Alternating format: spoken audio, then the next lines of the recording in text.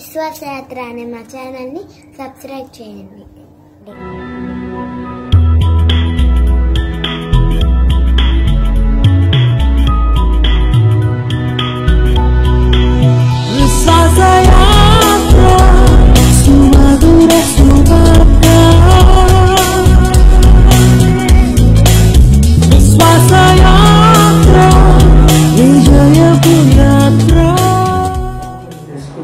ప్రార్థనతో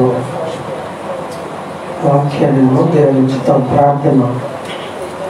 మహోన్నతుడైన కృపగల తండ్రి, మరి ఒకసారి రాత్రికాల సమయంలో నీ వాక్యాన్ని వినడానికి మమ్మల్ని మేము మీ సన్నిధిలోకి వచ్చి సమర్పించుకుంటుండగా మాతో మీరు మాట్లాడండి.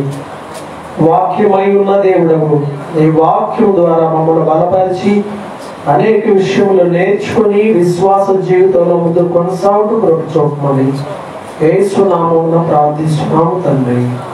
ఆమేన్. దేవుని యొక్క వాక్యాన్ని మనం వినబోతా ఉన్నాం. ఈరోజు బైబిల్ గ్రంథం నుంచి లూకా సువార్త 24వ అధ్యాయము అందరూ ఒకసారి కూడా చూద్దాం. బైబిల్ గ్రంథం నుండి లూకా సువార్త 24వ అధ్యాయము 49వ వచనములో ప్రభువైన యేసుక్రీస్తు పరలోకానికి ఆరోహణమై వెళ్తూ శిష్యులతో చెప్పినటువంటి ఆ మాటను మనం ఒకసారి చూద్దాం. ఇదిగో నా తండ్రి వాగ్దానము చేసినది మీ మీదికి పంపుచున్నాను, మీరు పైనుండి శక్తి పొందు వరకు పట్టణములో నిలిచియుండుడని వారితో చెప్పెను.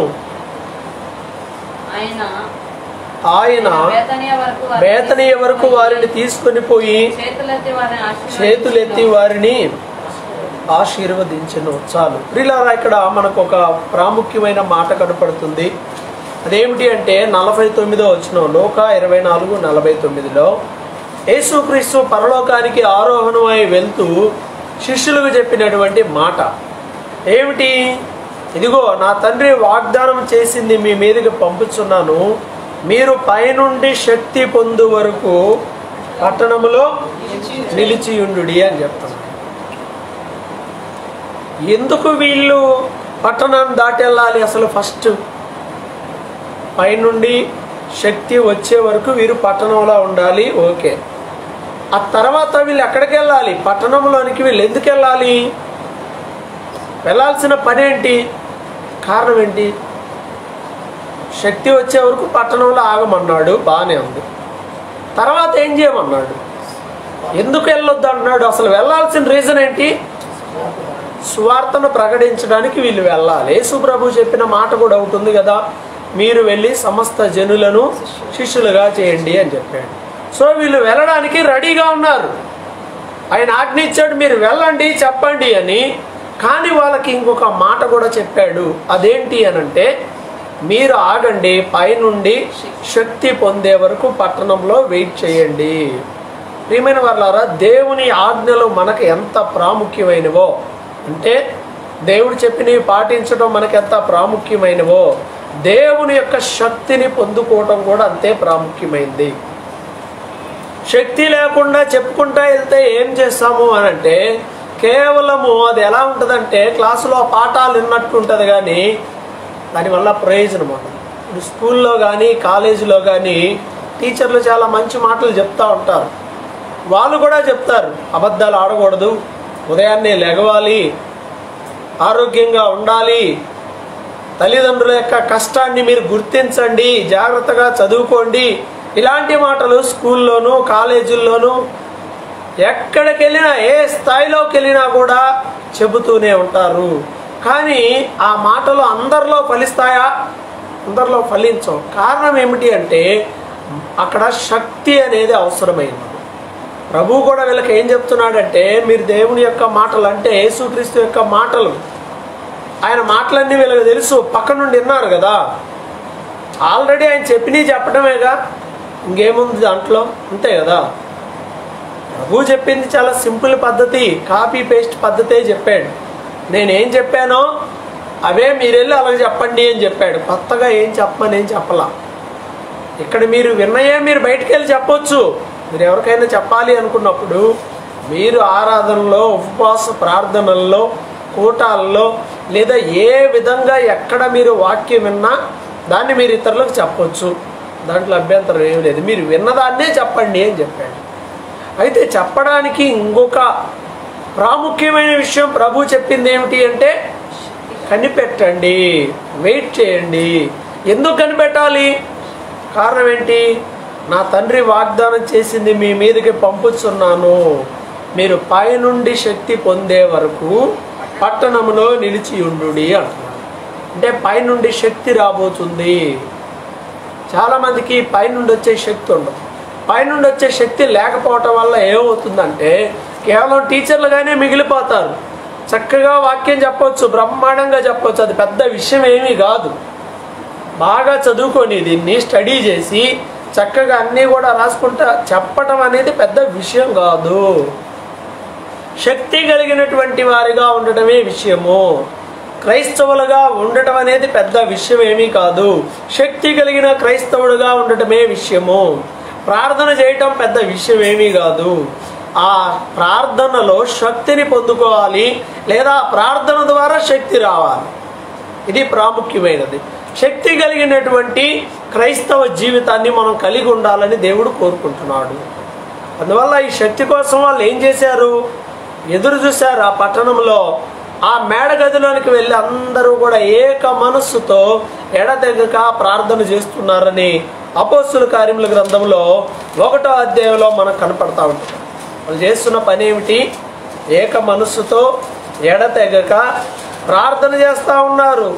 ప్రభు సన్నిధిలో దేవుని యొక్క వాగ్దానము నెరవేర్పు కొరకై ఎదురు చూస్తూ ఉన్నారు. 1వ అధ్యాయం అపోస్తుల కార్యంలో చూసినట్లయితే వారు 13వ వచనంలో ఏం చేశారంటే, వారు పట్టణంలో ప్రవేశించి తాము బస చేయుచుండిన మేడ గదిలోనికి ఎక్కిపోయి వీళ్ళందరూ కూడా మేడ గదిలోకి వెళ్ళిపోయారు. 14లో వీరందరూ వీరితో కూడా కొందరు స్త్రీలను, యేసు తల్లి అయిన మరియయు ఆయన సహోదరులను ఏక మనసుతో ఎడతెగక ప్రార్థన చేయుచుండిరి. శక్తి ఎవరైతే కావాలి అని కోరుకుంటారో వాళ్ళు చేయాల్సిన పని ఏంటి? అందరికీ శక్తి కావాలి వద్దని ఎవరన్నా అనుకుంటారా? ప్రార్థన చేస్తే శక్తి కావాలనుకుంటారు, వాక్యం చెప్తే శక్తి కలిగిన కార్యాలు జరగాలనుకుంటారు, కుటుంబాల్లో దేవుని శక్తి గల కార్యాలు కావాలని కూడా అందరూ కోరుకుంటారు. శక్తి అనేది అందరికీ అవసరమే, అందరూ కూడా కోరుకుంటారు. కానీ శక్తి రావాలి అనంటే నువ్వు చేయాల్సిన పని ఉంది. అదేమిటి అనంటే ప్రభు సన్నిధిలో కనిపెడుతూ ప్రార్థన చేయాలి. ఏక మనస్సుతో ప్రార్థన చేయాలి. ఏముండాలి? ఏక మనసుతో ఎడతెగక ప్రార్థన చేయాలి. ఏక మనసు ఉండాలి. ఏక మనసు, ఒకే మనసుతో అంటే అందరూ ఒకే ఉద్దేశం కలిగి ఉండి, అందరూ ఒకే రకమైనటువంటి భావన కలిగి ఉండి, ఏ విధమైనటువంటి ఎడబాట్లు లేదా మనుషుల మధ్యలో ఏ విధమైనటువంటి అరమరికలు లేకుండా అందరి మంచి మనసు కలిగి ఉండాలి. ప్రార్థన చేయాలి. మంచి మనసు కలిగి లేదనుకో, ఇద్దరు కూర్చొని ఎలా ప్రార్థన చేస్తారు చెప్పండి? నా ఆలోచనలు వేరు, మీ ఆలోచనలు వేరు అనుకోండి. కలిసి ప్రార్థన చేయగలుగుతారా? చేయలేరు. భావాలు కలవాలి అక్కడ, ఉద్దేశాలు కలవాలి అక్కడ, లేకపోతే వేరేగా ఉంటుంది. వీళ్ళకి ఒకటే ఇంటెన్సిటీ. ఇదంతా ఏంటి? దేవుని యొక్క వాగ్దానం నెరవేర్చబడాలి, పరిశుద్ధాత్మను పొందుకోవాలి, దేవుని వాగ్దానము వారి జీవితంలో నెరవేర్చబడాలి. ఇంక ఇదే, వేరే ఏమీ లేవు. చక్కగా ఏక మనసుతో ఎడతెగక ప్రార్థన. ఎడతెగక అంటే ఇంగ్లీష్లో ఏమంటారు? ఎడతెగక అంటే ఎలా? చాలా మందికి ఇంగ్లీష్లో వర్డ్స్ కొన్ని అర్థమవుతాయి, కొన్ని పదాలు. ఎడతెగక అంటే నాన్ స్టాప్గా ఏం చేస్తున్నారట? ప్రార్థన చేస్తున్నారు. ప్రార్థన జీవితాన్ని కలిగి ఉంటే నువ్వు శక్తి కలిగిన వ్యక్తి అవుతావు. ప్రార్థన జీవితం నీకు లేకపోతే నువ్వు శక్తి లేని వ్యక్తి అవుతావు. వాక్యం తెలియచ్చు, బైబిల్ తెలియచ్చు, వాటి వల్ల ప్రయోజనం ఏమీ లేదు. శక్తి లేనప్పుడు ఉపయోగం ఏముంది? ఎప్పుడు చెప్తుంటాను కదా, పెద్ద phone, costly phone without charging ఉపయోగం ఏంటి? ఏమన్నా ఉంటుందా? ఏం లేదు. నీకు ఛార్జింగ్ లేనప్పుడు ఏ ఫోన్ అయితే ఏమైంది? నీకు ఛార్జింగ్ ఉండి చక్కగా సిగ్నల్ అంతా బాగుంటే 500 ఫోన్ అయినా బెటరే. కాబట్టి శక్తి కలిగిన క్రైస్తవులుగా ఉండాలి. ఈరోజు చాలామంది శక్తి కలిగిన క్రైస్తవులుగా ఉండడంలా అపోస్తలుడైన పౌలు గారు తిమోతికి ఉత్తరం రాస్తూ ఈ విషయాన్ని ప్రస్తావించాడు. ఆ మాట ఒకసారి జ్ఞాపకం చేస్తున్నాను చూడండి.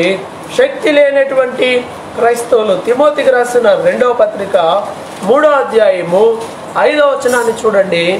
అక్కడ రాయబడిన మాట, తిమోతికి రాసిన 2వ పత్రిక 3వ అధ్యాయము 5వ వచనం, పైకి భక్తి గల వారి వలె ఉండియు దాని శక్తిని ఆశ్రయించని వారునై ఉందురు. చూసారా ఎలా ఉన్నారంటే ఈ మనుషులు? పైకి ఎలా ఉన్నారు? భక్తి కలిగిన వాళ్ళ ఉన్నారు. అంజరపు చెట్లాగా ఉన్నారు. అబ్బో ఆకులు చాలా ఉన్నాయి దానికి, కానీ దగ్గరికి వెళ్ళి చూస్తే కాయలు లేవు. ఇంకా అక్కడ రాయబడిన మాట ఏంటంటే అది అంజూరపు పండ్ల కాలము కాదు. మరి కాకపోయినా కాయలు ఎలా ఉంటాయి? అంజూరపు పండ్ల కాలం కాదు, కాయలు ఎలా ఉంటాయి? దేవుడు దాన్ని అన్యాయంగా శపించాడే అనుకుంటారు. దాని లక్షణం ఏంటంటే ఆకులు ఎప్పుడు వస్తే అప్పుడు దాని కాయలు వచ్చేస్తాయి. దాని లక్షణం అది. ఆకులు వచ్చినాయంటే కాయలు వెంటనే వస్తాయి. రెండవది, దానికి ఉన్న కాయలు వెంటనే రాలిపోవు. అవి కొంతకాలం వరకు అలాగే నిలిచి ఉంటాయి. దీనికి చక్కగా మంచి ఆకులు ఉన్నాయి, కానీ ఒక్క కాయ ఒకటన్నా ఉండాలిగా కనీసం. ఆ ఒక్కటి కూడా లేదు. ఆకులు ఉన్నప్పుడు కాయలు ఉంటాయి. అది చెట్టు లక్షణం, దాని లక్షణం. కానీ అది లేదు. ఆకులు ఉన్నాయి కానీ కాయలు లేవు. అలాగే పౌలు గారు చెప్పినట్టు ఇక్కడ తిమోతి పత్రిక 3వ అధ్యాయంలో పైకి భక్తి గల వారి వలె ఉండియు దాని శక్తిని ఆశ్రయించిన వారై ఉంటారు. జాగ్రత్త. ఎవరి గురించి మాట చెప్తున్నాడు? స్టార్టింగ్లో అంటాడు, అంచె దినాల్లో అపాయకరమైన కాలాలు వస్తాయి, అప్పుడు మనుషులు ఇలా ఉంటారు అని చెప్తున్నాడు. ఎలాంటి మనుషులు ఉంటారట? పైకి భక్తి గల వారిలాగా ఉంటారు, కానీ లోపల ఏమాత్రం శక్తి లేని వారిగా ఉంటారు అని. మరి నీ పరిస్థితి ఏమిటి? ఈ వాక్యము నీకు సరిపోయిందిగా ఉందా? పైకి భక్తి కలిగి ఉండి శక్తి లేని వ్యక్తివై ఉన్నామా? దానికి గల కారణం ఏంటంటే నువ్వు ప్రార్థనలో దేవుని సన్నిధిలో గడపకపోవటమే. పైకి నేను కూడా క్రైస్తవుడినే, నేను కూడా క్రైస్తవురాల్ని. ఎలా పిల్లలు ఆలోచన చేయండి. ప్రార్థన శక్తి ఉండాలి, దేవుని వాక్యపు శక్తి ఉండాలి. అలాగే పరిశుద్ధ గ్రంథంలో ఎఫెసీ పత్రిక 6వ అధ్యాయంలో చెప్తాడు కదా, మీకు శక్తి కావాలంటే ఏం చేయాలి? అంటే శక్తి కావాలి లోకపరంగా అంటే ఏం చేయాలి? లోకంలో పిల్లోడు తగ్గిపోతున్నాడు, అమ్మాయి తగ్గిపోతుంది, శక్తి లేదు అంటే ఏం చేస్తాం? శక్తి కలిగిన ఫుడ్ ఐటమ్స్ అన్నీ పెడతారు. తగ్గిపోతున్నారు కాబట్టి పాలు తాగాలి, లేకపోతే ఇంకా లోకంలో ఏవైనా సరే బలాన్ని కలిగించే టానిక్లో ఏవో ఫుడ్ ఐటమ్స్ అంతా కూడా చేంజ్ చేస్తారు. జీవన విధానం స్టైల్ మార్చేస్తారు. క్రైస్తవ జీవితంలో శక్తి కలిగి ఉండాలి అంటే ఎఫెసీ పత్రిక 6వ అధ్యాయాన్ని మనం చూసినట్లయితే అక్కడ రాయబడినటువంటి మాట 6వ అధ్యాయంలో 13వ వచనం ఒకసారి చూద్దాం. ఎఫెసీ పత్రిక 6వ అధ్యాయం 13వ వచనం, అందుచేత మీరు ఆపద దినమందు వారిని ఎదిరించడానికి సమస్తమును నెరవేర్చిన వారై నిలవబడుటకు శక్తిమంతులు అగులట్లు దేవుడిచ్చు సర్వాంగ కవచమును ధరించుకొనుడి. ఇదండి నీకు శక్తి కావాలి. శక్తి కావాలంటే ఏం కావాలి? ఈ శక్తి నీకు రావాలి అని అంటే మనం పోరాడుతున్నాం కదా. ఎవరితో? దురాత్మ సంబంధమైనటువంటి సమూహంతో పోరాడుతున్నాం. కాబట్టి ఆపద వచ్చినప్పుడు నువ్వు వాడిని ఎదిరించాలి. కాబట్టి మీకు శక్తి కావాలి. ఎవరికి కావాలి శక్తి? ఇంట్లో ఒకరికుంటే సరిపోద్దా? ఎవరిది వాళ్ళకే శక్తి కావాలి. ఈ బాడీలో శక్తి లేకపోతే తగ్గిపోతారు. ఈ బాడీలో వ్యాధి నిరోధక శక్తి ఉంటుంది. రోగాలు వస్తూ ఉంటే వాటిని, ఆ రోగ సంబంధమైన క్రిములను చంపేటువంటి ఆ రక్త కణాలు ఈ బాడీలో ప్రొడ్యూస్ అవుతాయి. అప్పుడే మిగతా రోగాలు చచ్చిపోతూ ఉంటాయి. ఆ కణాలను చంపేస్తూ ఉంటాయి. ఈ బ్లడ్ సెల్స్లో, ఈ రక్త కణాల్లో పోరాడే శక్తి తగ్గిపోతే ఏమవుతుంది? చిన్న రోగం వచ్చినా మూలబడిపోతాం. ఇప్పుడు అన్ని విచిత్రమైన రోగాలు వస్తున్నాయి, కొత్త రోగాలు వస్తూ ఉంటాయి. మరి వీటిని ఎదిరించే శక్తి ఎలా వచ్చింది?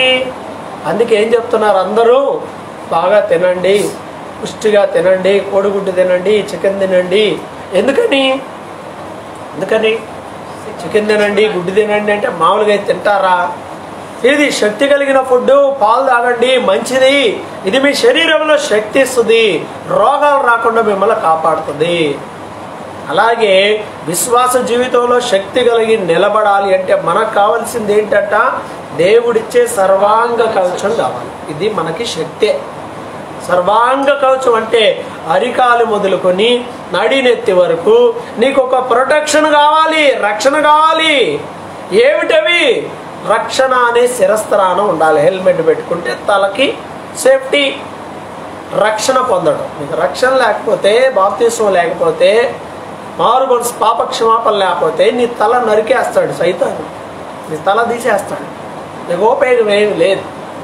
అలాగే ఏం చెప్తున్నాడు ఇంకా, ఆ తర్వాత మీ నడుముకు సత్యము అనే దట్టి కట్టుకోండి.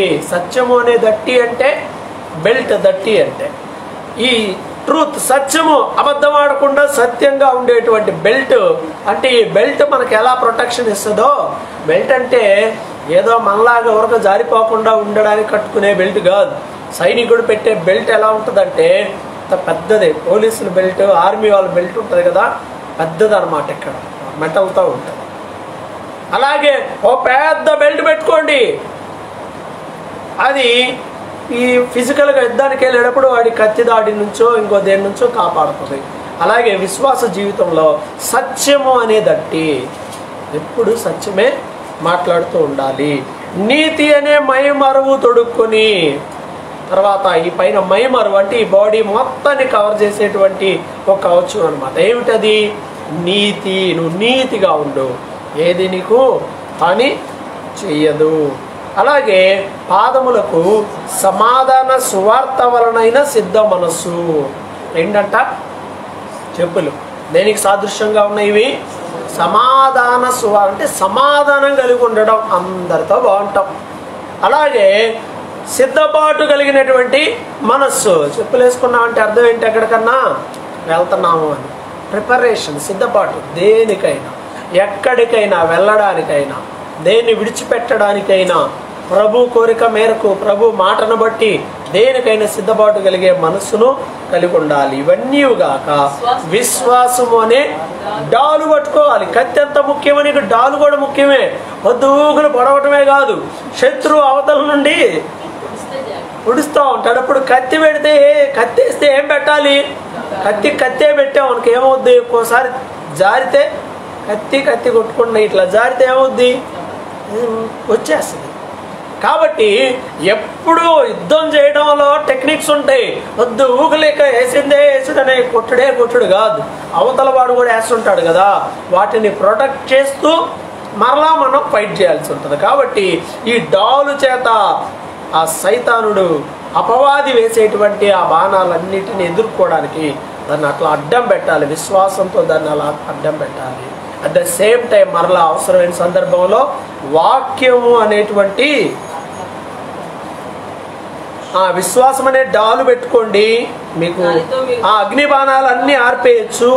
రక్షణ అనే శిరస్రాణము, దేవుని వాక్యము అనే ఆత్మ ఖడ్గాన్ని ధరించండి. దేవుని వాక్యము ఏంటంటే ఇది ఆత్మీయ ఖడ్గము, ఆత్మ ఖడ్గము. ఆత్మీయ ఖడ్గము ఏమిటి? దేవుని యొక్క వాక్యం కత్తి లాంటిది, ప్రొడక్ట్ చేస్తుంది, పోరాటానికి అదే నీకు శక్తి ఇస్తుంది. వాక్యం. ఈరోజు చాలా మందికి వాక్యం తెలియదు, వాక్యంలో రాయబడిన విషయాలు తెలియదు, బైబిల్లో ఏముందో తెలియక ఏదో పిచ్చి పైత్యాలన్నీ కూడా ఏది అనిపిస్తాయి చేస్తూ ఉంటారు. బైబిల్ చెప్తుంది ఏంటి, మనం చేసేదేంటి? లోకంలో కొన్నిసార్లు మనం చేసేవి నిజమే, కరెక్టే, బాగానే ఉందనిపిస్తుంది. కానీ వాక్యము ఒకవేళ దాన్ని వద్దని చెప్పొచ్చేమో.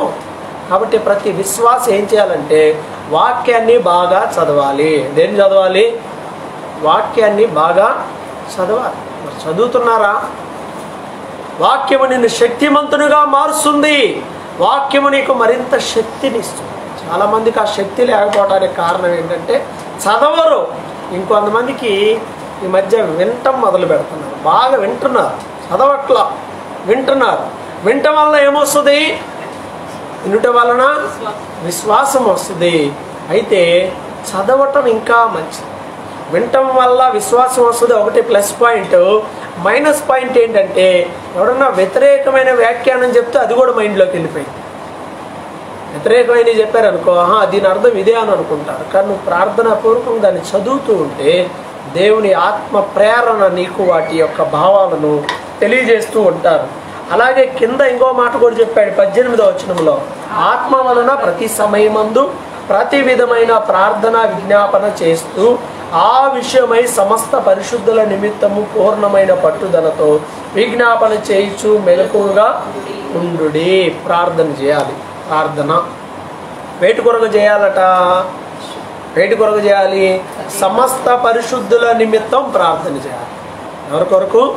సమస్త పరిశుద్ధులు, భూమి మీద ఉన్న అందరి కొరకై మనం ప్రార్థన చేయాలి.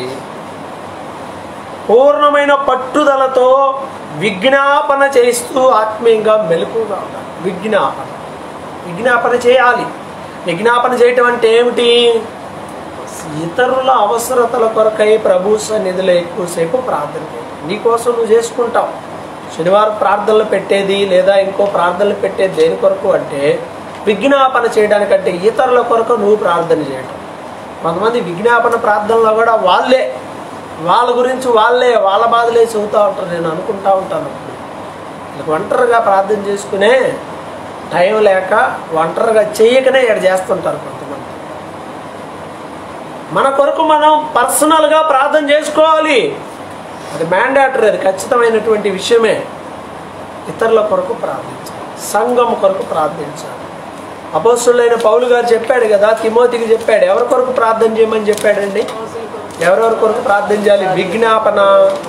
చూడండి, తిమోతికి రాసినటువంటి పత్రిక, తిమోతికి రాసిన మొదటి పత్రిక పక్కనే 2వ అధ్యాయము ప్రారంభ వచనంలో మనం సంపూర్ణ భక్తియు మాన్యతయు కలిగి నెమ్మదిగాను సుఖముగాను బ్రతుకు నిమిత్తము అన్నిటికంటే ముఖ్యముగా మనం ఎవరెవరి కొరకు ప్రార్థన చేయాలో మనుషులందరి కొరకు. నెంబర్ 1, అందరి కొరకు ప్రార్థన చేయాలి. అందరి పేర్లు మనకు తెలియదు కాబట్టి భూమి మీద ఉన్న 7 ఖండాల్లో ఉన్న మనుషుల కొరకు, లోకంలో ఉన్న మనుషులు అందరినీ కాపాడమని ప్రార్థన చేయాలి. నెంబర్ 1. నెంబర్ 2, రాజుల కొరకు. ఆ రోజుల్లో రాజులు పరిపాలన చేసేవాళ్ళు, అందువల్ల రాజుల కొరకు ప్రార్థన చేయమని చెప్పాడు. ఈరోజు రాజులు ఎవరన్నా పరిపాలన చేస్తున్నారా అంటే ఉన్నారు. ఎక్కడో తక్కువ రాజ్యాలు ఉన్నాయి, చిన్న చిన్న రాజులు ఉన్నారు. ఇంకా బ్రిటిష్ రాణి ఉంది, బ్రిటిష్ రాజు ఉన్నాడు, లేకపోతే కొన్ని రాజ్యాల్లో ఇంకా రాజులు ఉన్నారు. వాటి పరిపాలన కొనసాగుతుంది. వారి కొరకు చేయాలి. తర్వాత అధికారులందరి కొరకు. అధికారులు ఇప్పుడు రాజుల బదులు పరిపాలన చేసేవాళ్ళు పొలిటికల్ రాజకీయ నాయకులు అంటున్నారే, పరిపాలన చేసేవాళ్ళు ప్రభుత్వాలు అంటారు. ప్రభుత్వం. అలాగే అధికారుల కొరకు, అధికారులందరి కొరకు కూడా ఏం చేయాలట? మనం విజ్ఞాపన, ప్రార్థనలు, యాచనలు, కృతజ్ఞతాస్తుతులు ఇవన్నీ ఉండాలి. చేసిన వాటిని బట్టి ప్రభు కృతజ్ఞత చెల్లించాలి. అలాగే వీటన్నిటి నిమిత్తమై ప్రభుకి ప్రార్థన కూడా మనం చేయవలసినటువంటి వారమై ఉన్నాము. ఇది మనం చేయాల్సింది. ఎవరి పని ఇది? విశ్వాసులు చేస్తారు ఈ పని. రక్షణ పొందిన వాళ్ళు చేస్తారు ఈ పని. రక్షణ లేని వాళ్ళు ఈ పని చేయలేరు. ఎందుకని? వాళ్ళకి లేచిన దగ్గర నుండి, తలొంచిన దగ్గర నుండి ఆ అవసరత, ఈ అవసరత, ఈత తెల్లారిపోద్ది ఆడుతోనే. ఇతరుల కోసం చేసేటువంటి మనసు ఉండదు, ఇతరుల కొరకు చేసే సమయం ఉండదు. అందువల్ల వాళ్ళు చేయలేరు. సంఘమే చేయగలదు, ప్రత్యేకంగా కూడిన మనమే చేయగలం ప్రియులారా. కాబట్టి మొదటగా మనం చేయవలసింది ఇక్కడ ఏమిటి అని అంటే ప్రభు సన్నిధిలో ప్రార్థన చేయాలి, కనిపెట్టాలి. సరే, శిష్యులు దేనికోసం ప్రార్థన చేశారంటే దేవుని వాగ్దానం కొరకు, కనిపెట్టడం కొరకు ప్రార్థన చేశారు. వాళ్ళు పొందుకున్నారా లేదా? పొందుకున్నారు. అపోస్తుల కార్యంలో 1లో వాళ్ళు వెయిట్ చేస్తూ ప్రార్థన చేశారు. 2వ అధ్యాయం ప్రారంభంలో చూస్తే పరిశుద్ధాత్మ యొక్క శక్తిని వాళ్ళు పొందుకున్నారు. లేఖనం నెరవేర్చబడింది. పైనుండి శక్తి వస్తుంది అన్నారు. అన్నట్టుగానే పరిశుద్ధాత్మ యొక్క శక్తిని వాళ్ళు పొందుకున్నారు. ఆ పరిశుద్ధాత్మ వారికి శక్తిని అనుగ్రహించిన కొలది వారు అన్య భాషలు మాట్లాడటం ప్రారంభించారని బైబిల్ చెప్తుంది. అంటే వీళ్ళు ఏం చేశారు? శక్తిని పొందుకున్నారు. లేకపోతే వాళ్ళకి ఆ లాంగ్వేజెస్ వస్తాయా? ఇంకో భాష మాట్లాడాలంటే సాధ్యమా? మనకు వచ్చినా మాట్లాడటం అంటే అది కుదురుద్దా? ఒక్కో సందర్భంలో ఏమండి, ఏం లేకుండా పిలిచి చక్కగా ఏదో 4 మాటలు 4 రిఫరెన్స్లు ఇచ్చి ఈ రిఫరెన్స్లో గంట సేపు ఎక్స్ప్లెయిన్ చేయండి అని ఎవరికైనా ఇచ్చామనుకో, చేయగలరా? చేయలేదు. పరిశుద్ధాత్మ యొక్క శక్తి ఎంతో అవసరమైనది. భాషల్లో మాట్లాడటం, అందులో ఇక్కడ వేరే భాషలో మాట్లాడాలి. ఇప్పుడు మనకు రాని భాష ఏదో కొద్దో గొప్ప, అందరికీ ఏ భాష వచ్చు? కొద్దో గొప్ప ఇంగ్లీష్, కొద్దో గొప్ప వచ్చు. ఒక గంట సేపు మాట్లాడండి ఇంగ్లీష్లో అని చెప్పి పిలిచామనుకో, మాట్లాడగలుగుతామా? ఒక టాపిక్ ఏదో మనం చదువుకున్నదైతే అది మాట్లాడగలుగుతాం. ఒక గంట సేపు వాక్యం చెప్పగలుగుతామా? కొంచెం కష్టంగానే ఉంటుంది. అలవాటు ఉన్న వాళ్ళకే చెప్పగలం. అలవాటు లేకపోతే ఏమనిపించిద్ది? నాలాగిన అది కూడా పోతా ఉంటుంది. చెప్పటం మర్చిపోయేపాటి చిన్నగా అది కూడా మర్చిపోతా ఉంటుంది. మరలా చెప్పాలంటే ఏమో నేను రైట్ మాట్లాడుతున్నానో రాంగ్ మాట్లాడుతున్నానో, గ్రామర్ మిస్టేక్స్ వస్తున్నాయేమో, ఎదుటి వాళ్ళకి అర్థమవుతుందో లేదో, ఈ టైప్లోకి వెళ్ళిపోతాం. ఎక్కడ శిష్యులకి అవన్నీ ఏం లేవు, ఎవరికి ఏ భాష తెలియదు, మొదలుపెట్టి మాట్లాడేసేస్తున్నారు. ఎలా? పరిశుద్ధాత్మ యొక్క శక్తి పొందుకోవటం వల్ల వాళ్ళు అలా ధైర్యంగా మాట్లాడేశారు. అనేక భాషలు మాట్లాడే వాళ్ళ ముందు ధైర్యంగా మాట్లాడగలిగి ఉన్నారంటే ఈ శక్తి ఎక్కడి నుండి వచ్చింది? వాళ్ళకి ఈ శక్తి ఎక్కడి నుండి వచ్చింది? పరిశుద్ధాత్మ వలన ఆ శక్తి వచ్చింది. వస్తుంది ఒక్కో సందర్భంలో మనం అనుకుంటే ఆ భయం వల్ల ఉంటుంది, కానీ దేవుని ఆత్మశక్తితో నింపబడినప్పుడు ఆటోమేటిక్గా వస్తుంది. నేను ఒక చోటకి వెళ్ళాను చెప్పడానికి. ఒక చోట తెలుగు వాళ్ళు ఉన్నారు, ఒక ముక్క, ఒక భాగం. ఇంకో భాగం ఏమో తమిళళ్ళు ఉన్నారు, ఇంకో భాగం ఏమో ఇంగ్లీష్ వాళ్ళు ఉన్నారు. 3 వేరు ఆడియన్స్లు అనమాట. ఇప్పుడు వీళ్ళకి చెప్పాలంటే ఎన్ని భాషల్లో చెప్పాలి? తెలుగులో చెప్పాలి, ఇంగ్లీష్లో చెప్పాలి, తమిళంలో. ఇంగ్లీష్లో చెప్తే ఈ తమిళ వాళ్ళు అంటారు మాకు ఇంగ్లీష్ ఓకేనండి, మాకు ఇంగ్లీష్లో చెప్పినా అర్థమైద్ది అని అంటారు. ఈ తెలుగు వాళ్ళు ఏమంటారు? మాకు ప్యూర్గా, మన తెలుగు వాళ్ళకి ప్యూర్గా మాకు తెలుగే కావాలండి అంటారు. సరే, ఎవరన్నా ట్రాన్స్లేట్ చేస్తారా?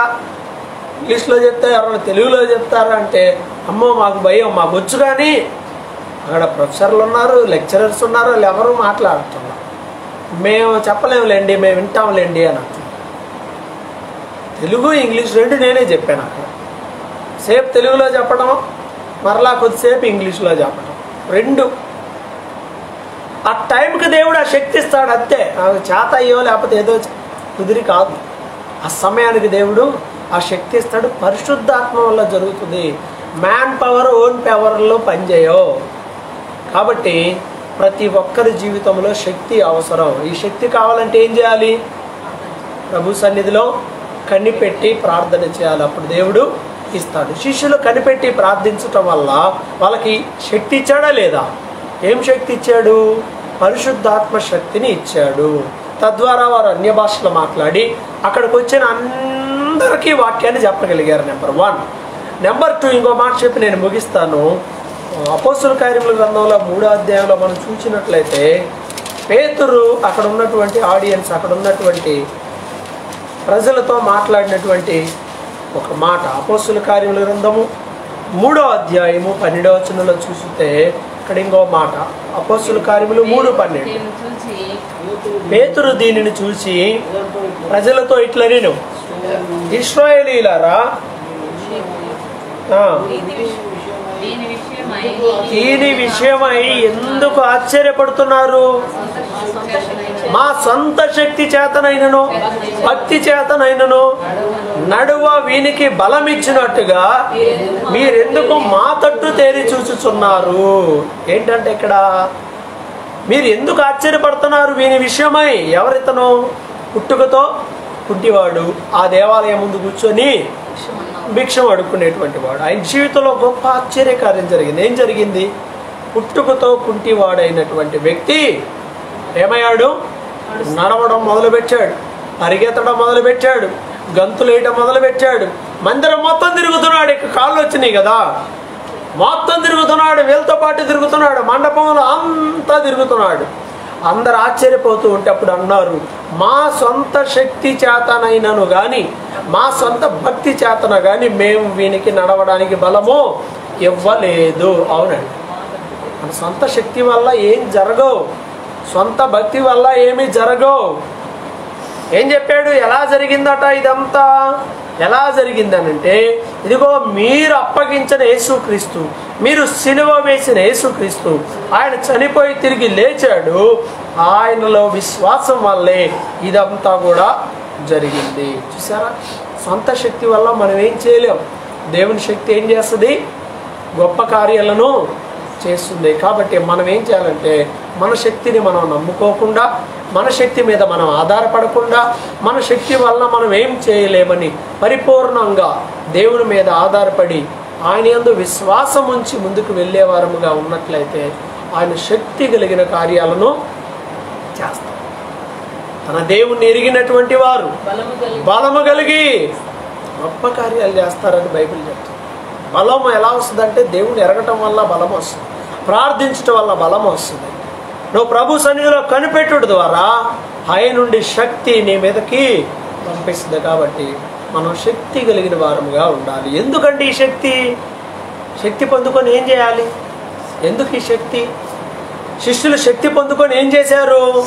శక్తిగా దేవుని వాక్యాన్ని చెప్పారు. అందువల్ల వాక్యం చెప్పినప్పుడు అది వారి హృదయంలో ఫలించి అనేక మంది మారు మనసు పొందారు. నెంబర్ 1.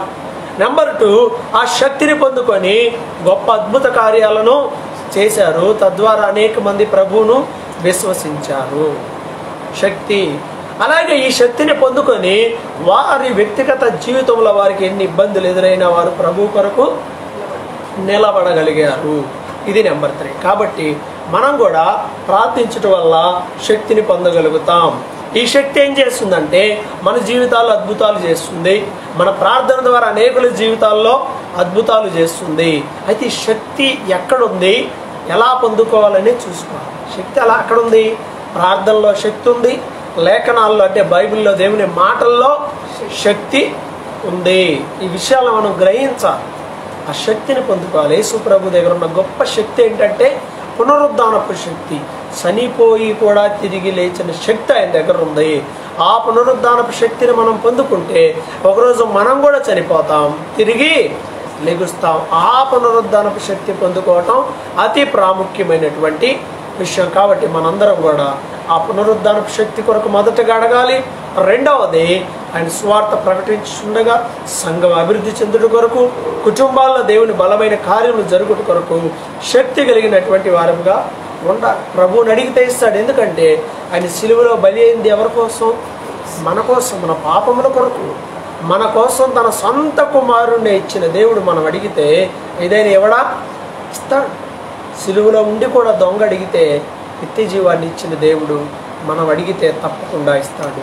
కాబట్టి ఏదో పైకి భక్తి గల వారము అన్నట్టుగా కాకుండా శక్తి కలిగిన వారముగా ఉండాలి. ఈ శక్తి ప్రార్థన ద్వారా, వాక్యం ద్వారా వస్తుంది.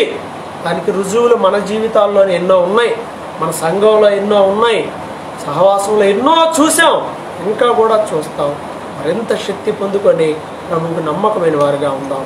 తల ఉంచి ప్రార్థన చేసుకుందాం. ఈరోజు